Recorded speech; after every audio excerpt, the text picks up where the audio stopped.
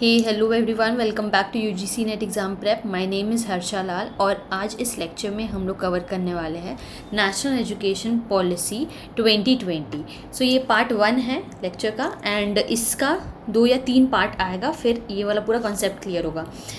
Main चीज़ यहाँ ये है ना कि इससे रिलेटेड बहुत सारा क्वेश्चंस हम लोग का यूजीसी नेट एग्ज़ाम में पूछा जाता है। लगभग हर शिफ्ट में आप लोग देख लीजिएगा एक क्वेश्चन यहाँ से बनता है, इसलिए इस टॉपिक को डिटेल में पढ़ना बहुत ज़रूरी है। सो हम लोग स्टार्ट करते हैं आज के अपने इस सेशन को। देखिए, प्रिंसिपल्स ऑफ द पॉलिसी। सबसे पहले नेशनल एजुकेशन पॉलिसी का क्या क्या प्रिंसिपल है, ठीक है। Recognizing, identifying and fostering unique capabilities of each student. हर एक स्टूडेंट का एबिलिटी को आइडेंटिफाई करना, उनके अंदर एक जज्बा लाना, बोलते हैं ना, कि वो पूरा तरीका से डेवलपमेंट हो पाए उसका। प्रमोट करना है पेरेंट्स टीचर्स दोनों ही प्रमोट करें स्टूडेंट का होलिस्टिक डेवलप। एकेडमिक फील्ड में भी हम लोग देख सकते हैं ये वाला चीज़, एंड नॉन एकेडमिक स्पीयर्स में भी ये वाला चीज़ हम लोग देख सकते हैं। तो एक स्टूडेंट का रिकॉग्नाइज करना, आइडेंटिफाई करना, उसका कैपेबिलिटी को उभारना, ताकि उसका ओवरऑल फुल डेवलपमेंट हो सके academic as well as non academic field में। Accordingly the highest authority to achieve foundation literacy and numeracy by all students by grade 3 standard तक, ग्रेड 3 तक उनका फाउंडेशनल बेस स्ट्रॉन्ग हो जाना चाहिए। Flexibility so that learners have the ability to choose the learning trajectories and programs. उन लोगों को जो भी प्रोग्राम स्टडी करना है, कोई जो भी सब्जेक्ट उन लोगों को लेना है, वो अपने हिसाब से, अपने लाइफ के हिसाब से, अपना टैलेंट, अपना इंटरेस्ट के हिसाब से वो चूज़ कर सकते हैं। There are no separations between art and science, curriculum and extra curricular activities। तो यहाँ कोई हार्ड सेपरेशन नहीं है कि आर्ट्स के बच्चे ही अच्छा परफॉर्म करेंगे या फिर साइंस के बच्चे ज़्यादा इंटेलिजेंट है। ऐसा कोई यहाँ हार्ड एंड फास्ट रूल नहीं है। करिकुलम, एक्स्ट्रा करिकुलर एक्टिविटीज़ के बीच में भी डिफरेंस नहीं है between vocational and academic stream. तो ये हार्मफुल जो हायरार्की है इन सब बीच में जो बना हुआ है, आर्ट्स, कॉमर्स, साइंस के बीच में, करिकुलम अच्छा होता है, करिकुलर एक्टिविटीज़ अच्छा होता है हमारा, एक्स्ट्रा करिकुलर एक्टिविटीज़ उतना नहीं करना चाहिए, नहीं तो पढ़ाई में नुकसान हो जाता है। तो ये सब चीज़ों को, ये सब डिफरेंस को हटाना है ना, और एक साइलोज क्रिएट करना है in the learning era, in the learning area। Multidisciplinary and holistic education across the science, social science, art, humanities and sport। तो होलिस्टिक एजुकेशन, जिस बच्चों को अगर साइंस लेना है उनके साथ वो आर्ट्स भी ले सकते हैं, ह्यूमैनिटीज़ भी स्टडी कर सकते हैं, स्पोर्ट्स में भी आगे बढ़ चढ़ के काम कर सकते हैं। For a multidisciplinary world in order to ensure the unity and integrity of all knowledge. उस बच्चे को, अगर वो इतना सारा सब्जेक्ट को स्टडी करना चाह रहा है, वो मल्टी डिसिप्लिनरी फील्ड में जा रहा है, तो वो क्या होगा, उसका नॉलेज बहुत ज़्यादा इंक्रीज हो जाएगा। एम्फेसिस करना है on conceptual understanding rather than rote learning. ये तो हर चीज़ में हम लोग जितना भी एजुकेशनल इंस्टीट्यूशंस भी पढ़े, उसमें भी रोट लर्निंग पर एम्फेसिस कोई भी इंस्टीट्यूशन नहीं दिया हुआ है। तो यहाँ भी conceptual understanding, practical knowledge, vocational learning, इस पर ही फोकस है। Creativity and critical thinking encourage करना, ताकि कोई भी स्टूडेंट लॉजिकल डिसीजन ले सके एंड वो इनोवेटिव बने, है ना कि रट करके सिर्फ चीज़ों को लिख देना, सबमिटिव एग्ज़ाम बस पास कर लेना, वो नहीं होना चाहिए। क्रिटिकल एबिलिटी भी उनका डेवलप होना चाहिए। Ethics and human and constitutional values, जैसे एम्पैथी, रिस्पेक्ट करना दूसरे को, ठीक है, पब्लिक प्रॉपर्टी को रिस्पेक्ट करना, एक सेंस ऑफ स्पिरिट होना चाहिए, कर्टसी, क्लेanलीनेस, ये सब जो भी हम लोग मॉरल एजुकेशन में पढ़ते हैं वो सब चीज़ को इसमें इनकलकेट किया हुआ है। तो उनके पास एथिक्स होना चाहिए कि वो सोसाइटी में रह सके, एंड कॉन्स्टिट्यूशनल वैल्यूज़ भी एक स्टूडेंट में होना चाहिए। Promoting multilingual and the power of language in teaching and learning. Communication आना चाहिए, कोऑपरेटिव टीम वर्क, रेजिलियंस, ये सब वो बच्चे को आना चाहिए।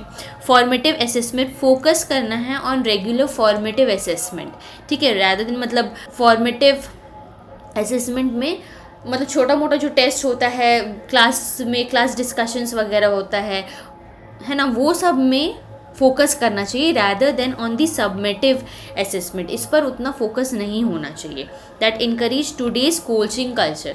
तो सबमिटिव असेसमेंट में उतना फोकस नहीं होना है, फॉर्मेटिव असेसमेंट में फोकस करना है।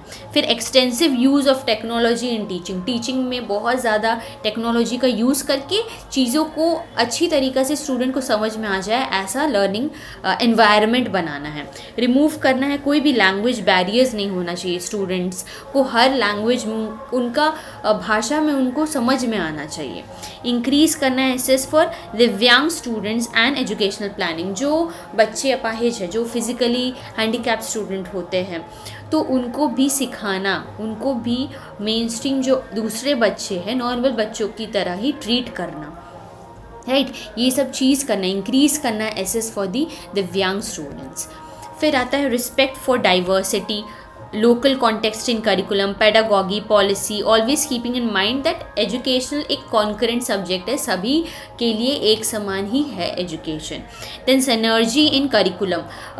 करिकुलम में मतलब छोटे से लेकर के, अर्ली चाइल्डहुड से लेकर के हायर एजुकेशन तक एक एक क्या बोलते, एक ट्रांसपेरेंसी बोल सकते हैं, और एक जो नीचे से होकर के ऊपर तक जाता है, एक वैसा जहाँ लर्निंग भी इन्वॉल्व रहे, एक्सपीरियंस भी इन्वॉल्व रहे स्टूडेंट्स का, ठीक है। वो आइसोलेशन में ना स्टडी करे, सब चीज़ों को मिला जुला करके एक बच्चा तैयार हो, वैसा लाना, वैसा नेशनल एजुकेशन पॉलिसी का प्रिंसिपल्स है, ठीक है। एक बच्चा हर होलिस्टिक पूरा डेवलप हो और वो जो सोसाइटी में रह रहा है उसके साथ लर्न करे, एक्सपीरियंस से लर्न करे, गलतियों से लर्न करे, दूसरों को देख करके लर्न करे, आइसोलेशन में ना स्टडी करे। तो करिकुलम को भी इस तरीक़ा से डेवलप करना, starting from the early childhood stage to higher education phases, right. फिर नेक्स्ट है हमारा टीचिंग एंड फैकल्टी पर भी बात किया गया है कि रिक्रूटमेंट, जो टीचर्स को रिक्रूट कर रहे हैं उनका मेरिट्स ठीक होना चाहिए, कंटिन्यूस प्रोफेशनल डेवलपमेंट करवाना है, टीचर्स लोग लैग नहीं करना चाहिए एजुकेशन में, नॉलेज में एक्चुअली लैग नहीं करना चाहिए, तो उनका नॉलेज को इंक्रीज़ करना है, या फिर बोल सकते हैं रिफ़्रेश करना है from time to time. Positive work environments create करना है एंड सर्विस कंडीशंस। एक light but tight regulatory framework पर ये प्रिंसिपल चल रहा है कि there should be integrity, transparency and resource efficiency of the education system through audit and public disclosure. So audit और पब्लिक डिस्क्लोजर, ट्रांसपेरेंसी लाना है एजुकेशन में, तो ऑडिट होना चाहिए फ्रॉम टाइम टू टाइम, और पब्लिक को पता होना चाहिए कि क्या करिकुलम्स में चेंज आया है, क्या एड ऑन है, क्या रिमूवल हुआ है, ये सब चीज़ उन लोगों को पता होना चाहिए फ्रॉम टाइम टू टाइम अगर कुछ सिस्टम में डेवलपमेंट हो रहा है तो। While encouraging innovation and out of the box ideas through autonomy governance. तो इनोवेशन या फिर out of the box idea, कुछ अलग हट करके अगर कोई स्टूडेंट सोच रहा है, उस चीज़ों को, रिसर्च को, ये सब चीज़ों को प्रमोट करना, ठीक है, एम्पावरमेंट देना इन सब चीज़ों को। फिर आता है review of progress based on sustained research and regular assessment. So जो गाइड होते हैं हमारे RAC मेंबर्स होते हैं, वो एक्सपर्ट एजुकेटर्स होते हैं, right. They need to review the progress of the research scholars from time to time, ताकि रेगुलर असेसमेंट हो, ताकि एक rich and diverse culture of knowledge system create हो। एंड जो वो सब्जेक्ट ले रहा है, अगर कोई स्कॉलर कोई सब्जेक्ट ले रहा है, तो वो इस चीज़ को प्रूव करना है, सही तरीक़ा से उस चीज़ को प्रूव करे, जो टॉपिक वो लोग ले रहे हैं उसको सही तरीक़ा से प्रूव करे। This is the role of the educational expert. The review have to be taken place from time to time. ऐसे नॉर्मली यूनिवर्सिटीज़ में देखें तो हर 6 महीना में रिव्यू होता है by the expert committees. Education is a public service. Access to quality education must be considered a basic right of every child. हर एक बच्चा का quality education, basic primary education, सब एक बच्चा का राइट होता है, हर एक बच्चा का एक राइट होता है। अब हम लोग बढ़ते हैं विजन ऑफ द पॉलिसी। तो हमने देख लिया जितना भी प्रिंसिपल्स ऑफ द पॉलिसी था, अब हम लोग देखते हैं विजन ऑफ द पॉलिसी। तो क्या क्या है vision? An education system rooted in India ethos that contributes directly to transforming India sustainably into an equitable and vibrant knowledge society by providing high quality education. तो वही बात किया हुआ है कि high quality education, equality in education सबको मिलना चाहिए ताकि इंडिया एक ग्लोबल नॉलेज सुपर पावर बन करके उभरे. The curriculum and pedagogy of our institution must develop a deep sense of respect towards the fundamental duties and constitutional values.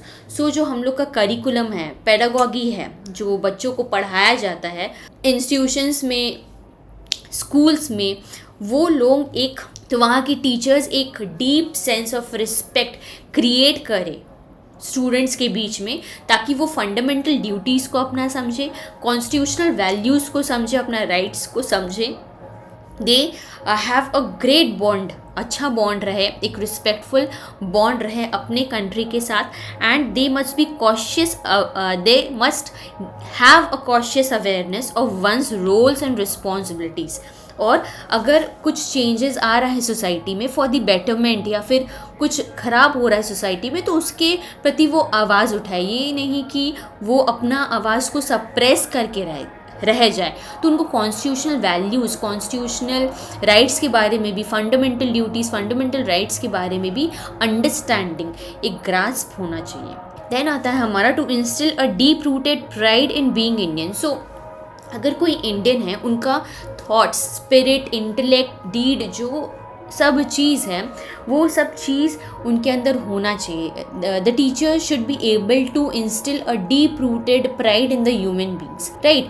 They should even be able to develop the knowledge, skills, values and dispositions that support responsible commitment of human rights. So वही बात है, अगर एक institution से एक student निकल रहा है तो उनको पता होना चाहिए कि वो एक इंडियन है, उनको उसके प्रति एक रिस्पेक्ट होना चाहिए. They should have the skill, knowledge, spirit, right. They should be responsible towards the society. उनको अभी के बारे में सोचना है, as well as they should be able to identify the future problems, और उसके हिसाब से प्रेजेंट बीइंग में भी उनको रहना है, अच्छे से रहना है, वेल बीइंग सोचना है सोसाइटी का, वो जहाँ भी रह रहे हैं. तभी ये सब चीज़ें रिफ्लेक्ट करेगी कि वो सही या फिर ट्रूली ग्लोबल सिटीज़न है कि नहीं, ट्रूली इंडियन सिटीज़न है कि नहीं, या फिर this will be applicable to the other countries even. Next आता है हमारा इंस्टीट्यूशनल रीस्ट्रक्चरिंग एंड कंसोलिडेशन. ये भी देखिए, अब हम लोगों ने प्रिंसिपल्स पढ़ लिया, विजन पढ़ लिया, अब हम लोग देखते हैं इंस्टीट्यूशनल रीस्ट्रक्चरिंग कैसे होगा. तो यहाँ जो ईयर्स है ना, ये बहुत इंपॉर्टेंट हो जाता है, ये बहुत इंपॉर्टेंट है. डायरेक्ट क्वेश्चंस आते हैं यहाँ से. तो हम लोग देखते हैं by 2040 all higher education institutions, जितने भी हायर एजुकेशनल इंस्टीट्यूशंस हैं, shall aim to become multidisciplinary institution. मतलब उनको यूजी पीजी दोनों ही चीज़ों का पढ़ाई करना है. 12th तक भी हो सके तो वो लोग पढ़ाए, 11-12 के स्टूडेंट को भी पढ़ाए. तो उनको सिर्फ एक स्ट्रीम में नहीं रहना है. They should be able to adopt, या फिर ले सके वो दूसरी स्ट्रीम्स के बच्चों को भी, ठीक है, अंडर ग्रेजुएट, पोस्ट ग्रेजुएट करवा सके. Each of which will aim to have 3000 or more students, right. There shall by 2030 be at least one large multidisciplinary higher education institution in or near every district.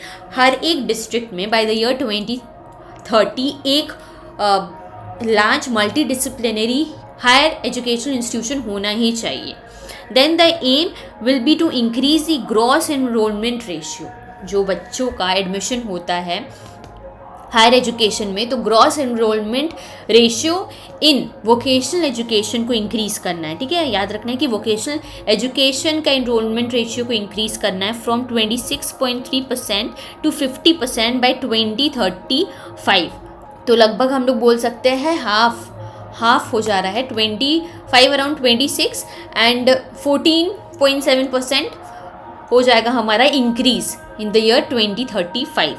Growth will be in both public as well as in the private institution. So public as well as the private institution, दोनों में ही institutions में higher education का enrollment ratio and HEI को develop करने का बात कहा गया है। A university will mean a multi disciplinary university या फिर इंस्टीट्यूशन जहाँ under graduate and post graduate दोनों का ही पढ़ाई कराया जाएगा। ग्रेजुएट प्रोग्राम्स जहाँ टीचिंग अच्छा होगा, रिसर्च के बारे में बात की जाएगी, रिसर्च के प्रति जागरूकता इंक्रीज करना। Then there will be teaching and research intensive universities जहाँ रिसर्च के बारे में बहुत ज़्यादा बातें हो, इनोवेशन लाया जाए वो यूनिवर्सिटीज़ में। तो ऐसा यूनिवर्सिटीज़ क्रिएट करना है जहाँ रिसर्च इंटेंसिव यूनिवर्सिटीज़ हो, ठीक है। Teaching as well as research की तरफ फोकस करना है एंड टीचिंग इंटेंसिव भी होना चाहिए। टीचिंग पर भी जोर दिया जा रहा है और उतना ही जोर रिसर्च फील्ड में भी दिया जा रहा है। देन आता है हमारा ऑटोनोमस डिग्री ग्रांटिंग कॉलेज। तो ये एक लार्ज मल्टी डिसिप्लिनरी इंस्टीट्यूशन है जो ग्रांट करेगा अंडर ग्रेजुएट डिग्रीज। याद रखना है, अंडर ग्रेजुएट डिग्रीज ये ग्रांट कर रहा है एंड उनका मेन फोकस है इन दी अंडर ग्रेजुएट टीचिंग, ठीक है। हालांकि वो सिर्फ उससे रिस्ट्रिक्टेड नहीं होगा, बट NEP में ये बात कहा गया है तो हमें पता होना चाहिए कि autonomous degree granting college is related with granting undergraduate degrees and they are going to teach the under graduates.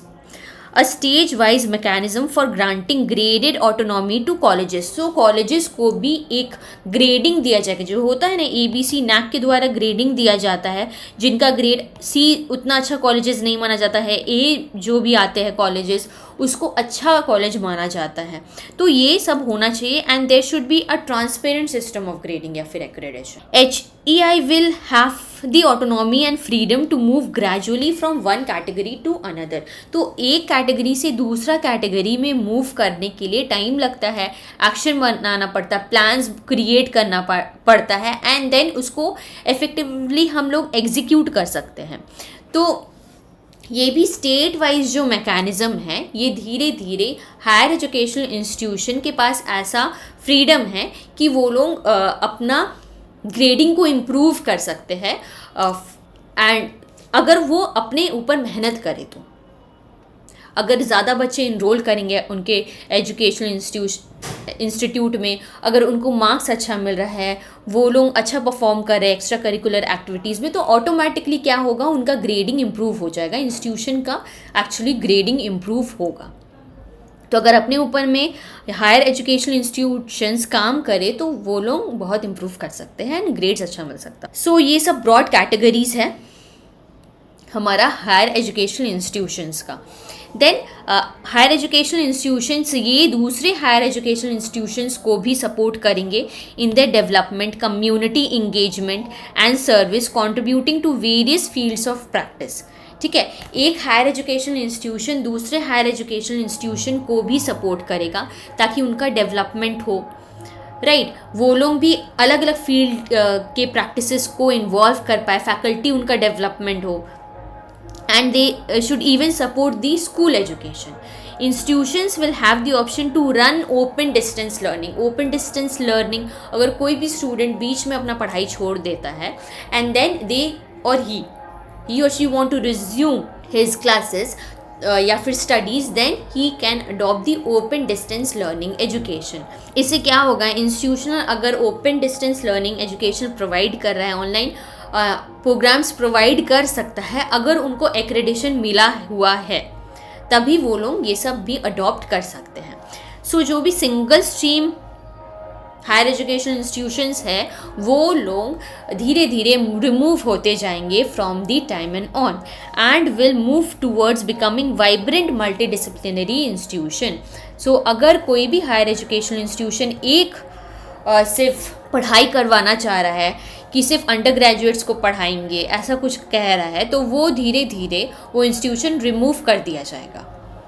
तो मल्टी लिंग्विस्टिक बोल सकते हैं, मल्टी सब्जेक्ट्स को अकोमोडेट करके पढ़ाया जाना चाहिए इन कॉलेजेस में।